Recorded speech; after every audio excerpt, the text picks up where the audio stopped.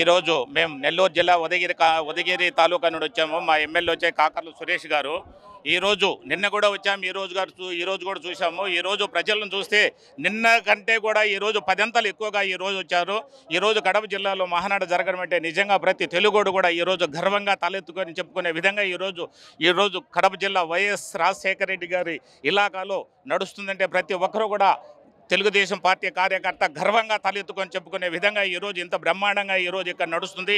ఈరోజు చూస్తే రాష్ట్రంలో ప్రతి ఒక్కరు కూడా ఒక పండగ లెక్క, ఒక తిరణాల లెక్క ప్రతి ఒక్కరు కూడా ఈరోజు తండోపదండాలుగా వస్తున్నారంటే దానికి ప్రధాన కారణం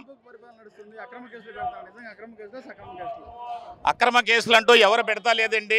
అక్కడ వాళ్ళు పెట్టిన దాని మీద కూడా ఇప్పుడు ఏం పెట్టట్లేదు. ఇప్పుడు నిజంగానే ఉన్నట్టే కేసులు పెడతారు తప్ప ఇంతకు ముందు అక్రమ కేసులు పెట్టి ఎంతో మందిని లోపడేశారన్న సంగతి తెలుసు. ఆనాడు మా చంద్రబాబు నాయుడు గారిని కూడా 53 రోజులు పైసలుగా జైల్లో పెట్టారు అన్యాయంగా. ఆ రోజు స్కిల్ డెవలప్మెంట్లో ఏదో జరిగిందని చెప్పేసి ఆ రోజు ఎంతో మంది విదేశాల నుంచి కూడా చంద్రబాబు నాయుడు గారు ఎక్కడ అక్రమం జరగలేదు, స్కిల్ డెవలప్మెంట్లో మేము ఎంతో మాకు ఉద్యోగాలు వచ్చాయని చెప్పినా కూడా ఆ రోజు వదలకుండా 53 రోజులు ఈరోజు చంద్రబాబు నాయుడు గారిని ఆ రోజు జైల్లో పెట్టారన్న సంగతి అందరికీ తెలుసు. ఈరోజు తెలుగుదేశం పార్టీ చంద్రబాబు నాయుడు అంటే కక్ష తీర్చుకునే మనస్తత్వం కాదు చంద్రబాబు నాయుడు గారిది. ఏదన్నా రియాలిటీగా ఉంటేనే వాళ్ళ మీద కేసు పెడతారు తప్ప అలాంటి కేసులు పెట్టరు. ఈరోజు చూస్తే రాష్ట్రం దినదినాభివృద్ధి చేస్తుంటే అది చూడలేక కొంత వైసీపీ నాయకులు ఎన్నో ఈరోజు అసత్య ప్రచారాలు మీడియాలో చేస్తున్నారు. ఆ అసత్య ప్రచారాలను కూడా తప్పకుండా ప్రతి ఒక్కరు కూడా టీడీపీ కార్యకర్త అభిమాని కూడా తప్పకుండా తిప్పికొట్టాలి. ఈరోజు ఇంకా చూస్తే రాష్ట్రంలో ఈరోజు పోలవరం కావచ్చు, అమరావతి కావచ్చు, ఉచిత ఇసుక విధానం కావచ్చు, ఎన్నో సంక్షేమ పథకాలు కావచ్చు ఈరోజు బ్రహ్మాండంగా ఇస్తున్నారు.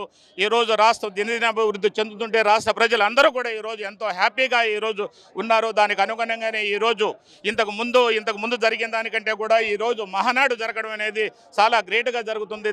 దానికి బలమైన కారణం ఈరోజు మన చంద్రబాబు నాయుడు గారు మన రాష్ట్రంలో చేసే అభివృద్ధి ఇచ్చే సంక్షేమాలే కారణమని కూడా ఈరోజు ప్రజలందరూ నమ్మి ఈరోజు మహానాడుకు వస్తున్నారు తండోపదండాలుగా. Thank you very much. ఆ సూపర్ 1.1 చూపించాడు. 1.2 చూడడానికి సిద్ధంగా లేరు. ఆల్రెడీ 1.1 చూశారు.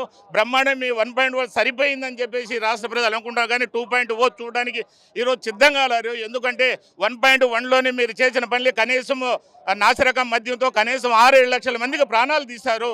ఈరోజు వాళ్ళందరూ ఈరోజు రాష్ట్ర ప్రజలు మీ అవసరం లేదని చెప్పేసి ఈరోజు లాస్ట్ 2024లో కనీసం ప్రతిపక్ష హోదా కూడా ఇవ్వకుండా ఈరోజు మీకు ఒక జుట్టు పట్టుకొని హిందూ మహాసముద్రంలో పారేస్తే కూడా మళ్ళా 2.0 సినిమా చూపిస్తానని చూడడానికి ఈరోజు రాష్ట్ర ప్రజలు కూడా సిద్ధంగా లేరు అన్న సంగతి వైసీపీ పార్టీ పెద్దలు, వైసీపీ నాయకులు, వైసీపీ పార్టీ లీడర్లు కూడా గుర్తుపెట్టుకోవాలి. Thank you very much.